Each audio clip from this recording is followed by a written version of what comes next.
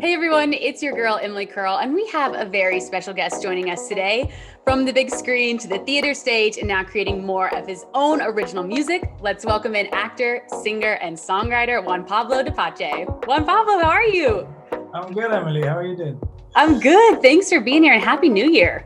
Happy New Year. What a year. What a beginning of the year, right? I was just saying, I already feel like we've been in 2021 for many months now, but it feels like a continuation of 2020, I think. We're here. We're still in lockdown, but we're happy. We've passed 2020, which is a good thing. Exactly. Fresh start. And we're going to play a fun game today. So it's one of my favorite games. It's called the Wheel of Stories. So on this trusty wheel behind me, dramatic effect, we have a few of the projects that you've acted in or some new music that you're working on this wheel. So we have from Fuller House to Mamma Mia to your new music. And so I'm going to spin the wheel. Whichever project it lands on, you have to tell me one of your favorite, funniest, wildest moments from set or from being in the project. Okay. Sound good? Yeah. You ready? All right, let's play. Let's roll first. Here we go. Project one, we have Fuller House. Okay, I was hoping we were going to start with this. I mean, that's such a good one. Tell us a little bit about this one. Well, Fuller House really was just an amazing thing to do, because I was part of this family that was already created 30 years ago, and they really welcomed me with open arms, and I now have friends for life. These people, the girls and the legacy cast, we're like family, and we used to laugh every single day. Like, to go to work and have to make people laugh as a job was possibly like my highlight of doing Fuller House, because we are trying the jokes every single day, and we're keeping the joke that works the best. And to do that, you have to make people laugh on set. You have to make your peers laugh. So it was such a joy to do that. So I will never forget how fun it was to be on Fuller House. You were such a fan favorite on that show too. And speaking of making people laugh, did you have a moment on set where you couldn't get it together, where something made you laugh so hard? And does something jump out at you in particular? Well, there was this one episode where I think it was my second episode of season really? 1. Yeah. And of course you're nervous because you want to do a good job, but the thing about sitcom is that in sitcom you do have a little bit of a license for timing, because it's like theater, right? So you kind of control the timing of a joke. And I remember this actor, John Brotherton, who was playing Candace's love interest at the time, and he kind of goes for Kimmy Gibbler. And I see them, and he's helping her with a piece of food that is stuck in her throat or something. And so he's doing a Heimlich, right? And I see them, and Fernando just gets crazy jealous at that moment, and he literally just grabs a glove and slaps him across the face. And I had to hold that, in his face, and I remember the audience laughed for about 2 minutes, and they didn't move. And I was like this for a whole 2 minutes. And inside we were all just literally on the floor, but we kept it. And it was amazing. It was amazing because it's such a fun, crazy moment to be part of. Right. And what a good way to kick off the project too. Second episode, that's wild. Yeah. So when that happened and the audience laughed, I was like, I think I got this gig. I think I got the gig. Done. Love it. That's so fun. All right, we ready to roll again? Let's do it. Do you have one you're dying for it to land on? I mean, I would love to talk about the music a little bit. Oh, we're going to get to that. Don't worry about that. Okay, here we go. Mamma Mia, another good one. That's a good one. This one's iconic. Yeah, it is iconic. Mamma Mia was crazy because I was so poor at the time. I was living in London. I had finished a job, like a performing job, a long time ago. I was waiting tables, and I literally had no break. That was nothing for me. And I am serving at this restaurant, and I get a call from my agent at the time. And she's like, well, the director of Mamma Mia wants to see you in her office in Pinewood Studios. And I'm like, why? I'm waiting tables, I'm nobody. She's like, well, she remembers you from watching you in something else. And then, okay, great. So I go there and I sit next to Phyllis Lloyd, the director of the movie. And she's like, well, we've got all these, we've cast everybody, but there's this one character that I haven't cast and that you'd be perfect for. And his name is Petros, and he's always in every scene with Colin Firth and Meryl Streep, but he doesn't talk. So if you want it, it's yours.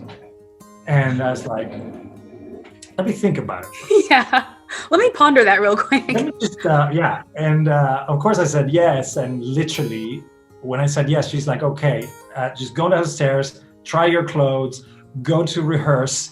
And so I go downstairs. I haven't even signed the contract, but I'm like, fine. And great, Austin first. Yeah, it's crazy. And they were rehearsing Voulez-Vous, the number of Voulez-Vous with everybody. And it was a very dark studio. I was coming from like a sunny day into a dark studio, so I couldn't see very, very well. And so the choreographer just goes, oh, JP, welcome to the show, blah, blah, blah. Okay, so we're going to do Voulez-Vous. I'm going to pair couples. So she goes, And this is the same day? This is the same day. And so my mind is blown. And then she's like, okay, go Sarah with Jesse, Jordan with Kyle, and Juan Pablo, you're going to dance with Meryl. And I turn around and there she is. And that was like my first 20 minutes of being in this thing was dancing with Meryl. And how did that dance go? Were you so nervous? Like, what's going through your head at that point? It was a disaster. I was such a mess. I was such a nervous mess that I stepped on her toes, and she had these earrings that she kept kind of like hitting my eye with. It was amazing. That's pretty crazy. That's a good one. Okay, Juan Pablo, you ready to spin again? Yeah. Okay. Yes, Follow Me, your new single. You know what? I was going to make it land on that regardless. So tell us about Fall on Me, your new music, your new single coming out. Well, I'm very excited. I worked on it with Jeffrey James and Justin Halpin, the writers, and it's a beautiful concept. It's basically a song, So For Now, because it's about being in a weird place with someone. Or your special someone is in a weird place, and you're like, I'm here for you. Like, no matter what, I'm here for you. But what's really, for me, music comes from a very, it's obviously a very personal thing, because as an actor, you are in someone else's project, you're saying someone else's words. Music is different. Music is completely coming from you, right? And if you're a singer-songwriter, and I treat music like I treat movies. I imagine the song, I co-write the song, and then I am so excited to shoot the video. So the video for Follow Me was done in quarantine in Madrid, just one person and me. And so we couldn't have like interactions with other characters in the video or anything. So we centered it around the kind of frustration that a photographer has in his own house. So the whole video is very noir. It's black and white, and we used all of my friend's photographic equipment because he's got so many cameras. So the whole video is basically like the process of an artist trying to find the picture, trying to find the picture. And it's a running theme through the EP. This is the first single of an EP that's coming out later on. And all the songs have to do somehow with a kind of relationship, either with work, with a person, with a sibling. And the music videos, I am, hopefully it happens, but I already shot 2 music videos. I'm already on number 3. What? So I'm trying to shoot 6. This is an EP with 6 songs. I'm trying to shoot 6 music videos because I get really excited about the music videos.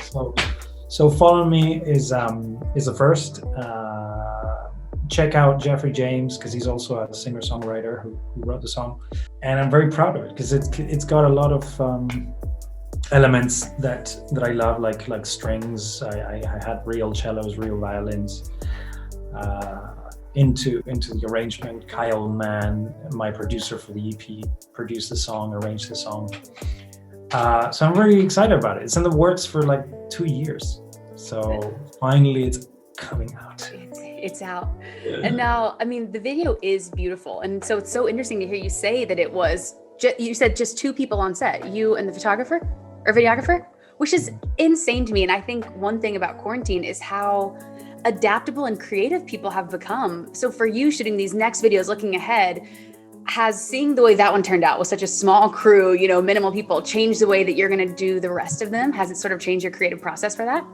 For sure, because it makes you, what's doing to me, I mean, this whole 2020 has been a revelation creatively for me, because I was able to create a full series, like a web series called Minutiae.